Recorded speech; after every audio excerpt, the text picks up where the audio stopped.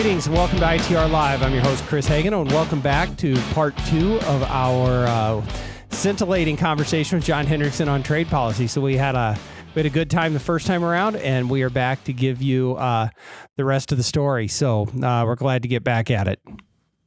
So a couple of more political policy questions that come to mind. And we're bouncing around here, John, but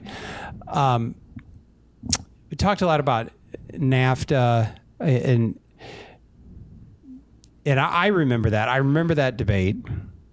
You know, I grew up in the Ronald Reagan presidency, which was still very much a predominantly global free trade, regime, right? Mm-hmm. So, I'm going back in my mind through, and you've studied presidential politics. So if you take the election of President Trump in 2016 as really the first time, one, that a major party candidate held a more protectionist view of trade and campaigned on it, and then actually won. But before that, when was the last time that either a Republican or a Democrat presidential nominee was more in favor of tariffs or whatever, yes, did not hold it? Because I can't remember who it was. No. That's a great question. I just want to respond to your comment first, is that I agree that we can't blame all the loss in especially in the Midwest on trade, but I think it accelerated. So, for example, in the last decade, we lost over 50,000 factories, and just China alone, we've lost over 4 million jobs. Over 33,000 of those jobs were lost in Iowa. And so I think those trade deals accelerated the loss of jobs, but there's certainly other factors. But I think going back to your question, the last candidate that really defended the tariff probably was in 1932, and that was Herbert Hoover. Really? That far? Yes, yeah. And so you had Republicans who ran on a tariff platform but never got the nomination. And so, for example, you had Dwight Eisenhower and even Democrats like Kennedy and Johnson, even Nixon. They were sometimes would basically pursued a free trade policy. Now, Reagan is interesting because Reagan used a lot of free trade rhetoric. But when he left office, a lot of libertarians were upset with him, and they actually argued that he was the most protectionist president since Herbert Hoover. And the reason why is that Reagan, for example, if he didn't use tariffs, he used quotas. For example, he dealt with the Chinese and to limit car imports. Mm-hmm. Famously, Ronald Reagan saved Harley Davidson. Harley Davidson was about to go under, and was able to rescue that through protectionism.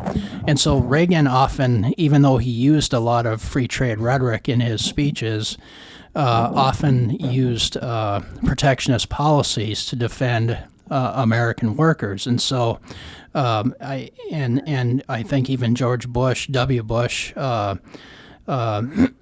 put quotas on trying to control the dumping of steel. But certainly Donald Trump was the first president to openly defend tariffs. Mm-hmm. And that just sent shockwaves through the Republican Party, because that's a cardinal sin in most circles. Right. And he was similarly had a foreign policy to match, which is avoiding the entanglements overseas. Yes, yeah. And those, at least in my perspective, and you have a broader frame of reference for it, is that let's call it a more retrenched foreign policy seems to go hand in hand with the supporting the tariff. Yes, yeah. And it's that. I suppose the pejorative way would be that it's isolationistic, it's Fortress America, and whatever. But they do go hand in hand. I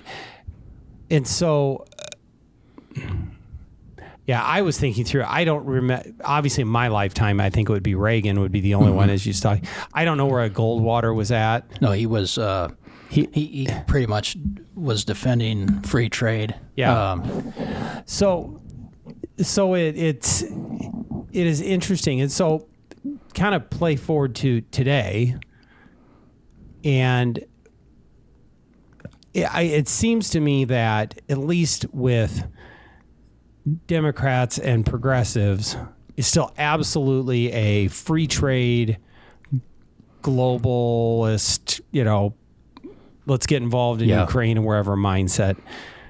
I'm not convinced I still know where the Republican Party is at, and base Republicans. It seems like there's a real split here. There is. Both on the foreign policy and on tariff. What's your perspective on that? I think you're absolutely right. There is a divide on this, and there's. I think there's a lot of Republicans who are uncomfortable with tariffs, and they're probably afraid to publicly say that because of how popular President Trump and the whole America First message is. The same thing with foreign policy. They would like to be more engaged, and so I think. There's going to be a big debate within the party over what direction do we go into. I think we're seeing this struggle even with President Biden. President Biden has long opposed tariffs and supported global free trade, but he's kept the China tariffs. And I think you can even see signals from Janet Yellen, the Secretary of Treasury, wanting to lift those tariffs on China. And so I think you'll see increasing pressure from both parties to do that. Yeah. I think the other thing is that in terms of foreign policy, we saw Mr. Whitaker bring this up today about NATO, when Trump basically went to NATO members and said, you got to start paying up your fair share. And both parties went nuts. They said, well, Trump is going to attack NATO. Yeah. But, I think the president was right. I think President Trump was right in that, because even defenders of NATO like Dwight Eisenhower and John Foster Dulles never would have thought Americans should be carrying the full load. When we were paying NATO, we're basically subsidizing the European welfare states. Absolutely. And so that I don't think there was anything controversial in that. But, Ukraine is going to bring up an interesting, because you can see already, even in the caucuses, the divide among the candidates over, and some candidates trying to not avoid a position on it, even by trying to say, talk both sides of their mouth. I hate to say that, but there's quite a few candidates doing that now, because, there's still a very hawkish pro-war wing within the Republican Party. Yeah, absolutely, and surprisingly, there's one inside the Democrat Party as well now. Yes, yeah. That if you really tear into the particulars on a poll, you'll see that base Democrats are very open to active engagement in Ukraine, which that is a radical departure from where base Democrats were a generation ago, but especially going back to Vietnam, that led the anti-war movement, and now they're absolutely in favor of active engagement. And it's long they were a lot of Democrats were anti-war with Iraq, and like you said, it's come a long way since McGovern. And so I want to go back a little bit to. You touched on it very early on, and then you mentioned the Biden administration with regard to China, and left those agreements in, or not agreed, the tariff in place.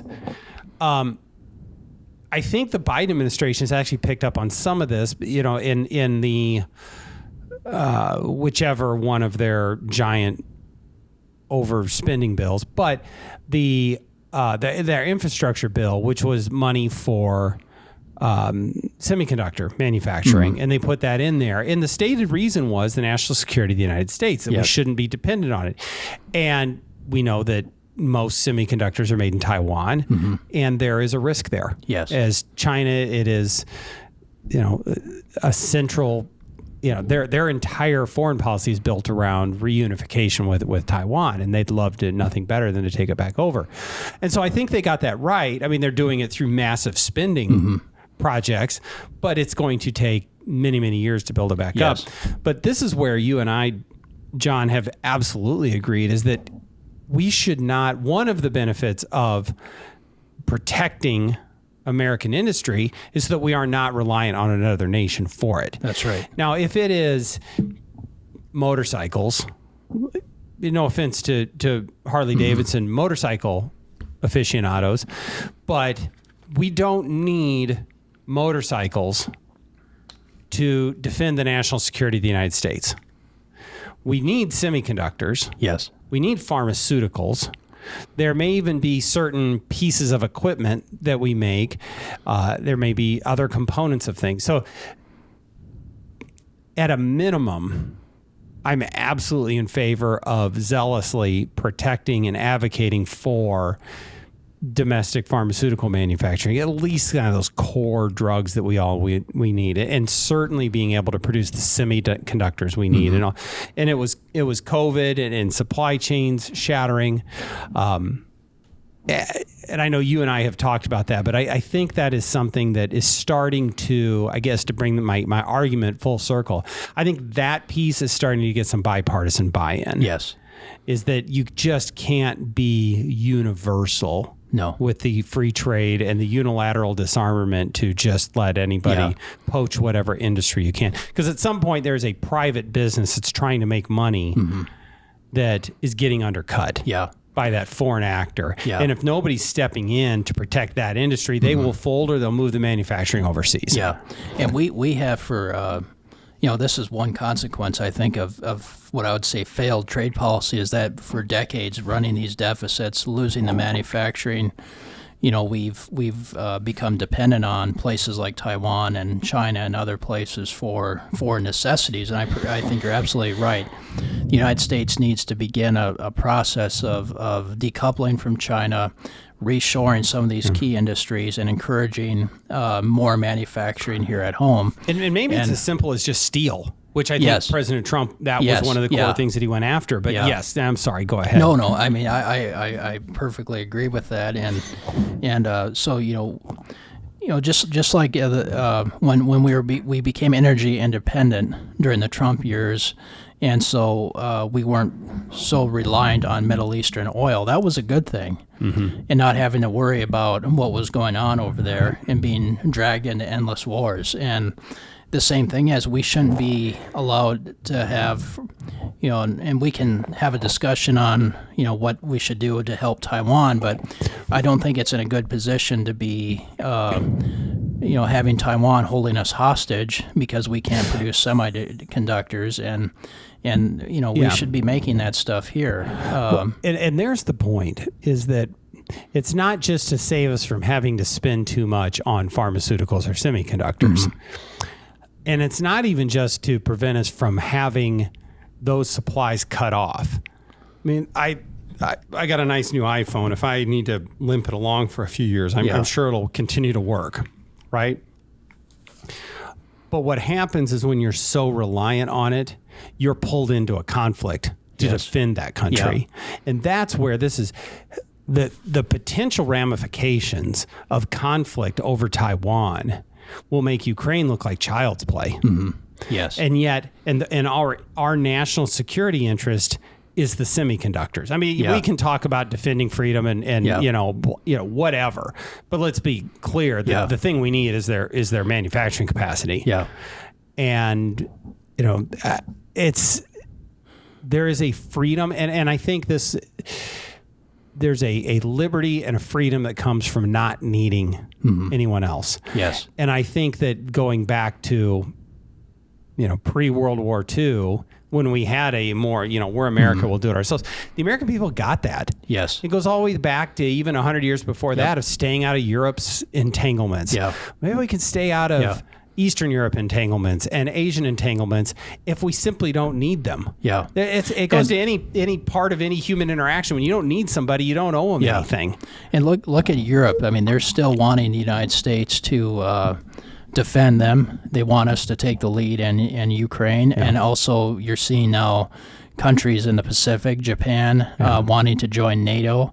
And it's not just China that is ripping us off on trade, but even our allies. Yeah. And so why should we be defending these allies and they're taking advantage of us on trade? And I think we need to start. All these other countries are putting their own interests first.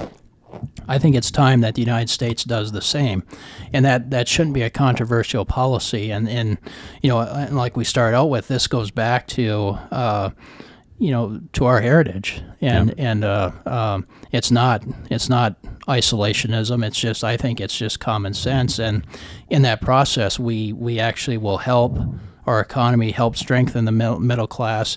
And look at right now, a lot of people will say that. The tariffs, the China tariffs are harmful, but what's been more harmful, the tariffs on China or the Biden inflation? Yeah. What has damaged the economy more? And I would argue that it's the inflation that's really done more damage. And, without question. And a whole host of other policies. But yes, there's no question that it is draining the resources of the American people. Yeah. It is making us less prosperous. Yeah. And like I said, using tariffs does not necessarily mean you don't have to trade, but our objective is to get balanced trade. And that should be our objective, is to lower those trade deficits, because literally what we're doing is trading our wealth for cheaper consumer goods, which aren't really that cheap anyways. Well, and the cheaper consumer goods is stuff that we don't necessarily need. I mean, every trip to Walmart, come home with some new piece of plastic junk that just is going to, another thing to fill my house. Yeah. But, John, have we missed out on a major theme here that we needed to touch on? And I know, like I said, we've sort of bounced around, but I don't want to miss out on an opportunity if there's something here that we need to talk about. Well, I mean, we've covered a lot of ground, but I just want to maybe make one point. That the policy of protectionism, I think that might be interested for our listeners, is that it's not as unusual as what it's portrayed to be sometimes by either mainstream media or even conservative-leaning media, because I said it was a pillar of the Republican Party. And if you look at platforms leading all the way up to Herbert Hoover, the tariff was featured prominently in Republican platforms, and it was a key policy. I mean, it was actually just as important as the pro-life part of the platform is today for Republicans. And so I think we need to keep that in mind. And then also, we can't continue on with these massive trade deficits. And also, the other thing is that we have to remember, a lot of times these free trade agreements aren't necessarily free trade agreements. In fact, you had some libertarians, like former Congressman Ron Paul, who I believe opposed NAFTA and some of these other agreements because they were, in a sense, what he considered managed trade. And also, a lot of these deals result in massive amounts of lost sovereignty. And so the United States is trading sovereignty to be ruled by international organizations, which is never a good idea. Yeah. Yes, it's... And maybe that's another episode that we can delve into. Is carry on. Yeah. Well, no, I'm serious. I find it interesting, and there's got to be at least a couple other people out there that do as well. But sort of what is our role on the world stage? Yes. And where maybe I'm a recovering global interventionist, but we can't be the world's policeman, and we have been for. Since the end of World War II, and it's untenable. It puts us in a bad spot. And with regard to Ukraine, why should the American people be asked to invest more, care more, and risk more than the Germans or the French? Yeah. Or any of the rest of them that aren't willing to commit the same level of resources? Yeah. And one thing too that going back to trade is the same thing. It's not just T-shirts and cheap toys that we're losing. It's a lot of high-tech stuff that we've lost. Absolutely. And also, look at with Ukraine, we've hollowed out. There was an article I saw, I think it was last week or the week before in the Washington Times about how we're basically depleted our ammunition sources. Yeah. And so, this is, we're really in some hard positions here. And I don't think it's in the national interest to continue to be weak like this. That's absolutely right. And our foreign policy, no matter what we do, needs to be based off of strength and the ability to project strength. And I think, Reagan, one thing we can do maybe another episode on is is Reagan had I think a realist foreign policy that we can still learn from more so than the George W. Bush. I remember I got in trouble one time, but George W. Bush, I thought, had more in common with Woodrow Wilson than he did with conservatives, because Wilson was a free trader and he was an internationalist, a globalist. Bush was the same thing. I can understand why you may have gotten in trouble for that at the time. It does not surprise me at all. Yeah. And well, you had me at Woodrow Wilson. Yeah. So anyway. Well, that's great, and I think we've already uncovered where we need to go in some future episodes on this. So, yes. Do you feel satisfied that you've had a chance to download on Trade? This has been great. All right, well, very good.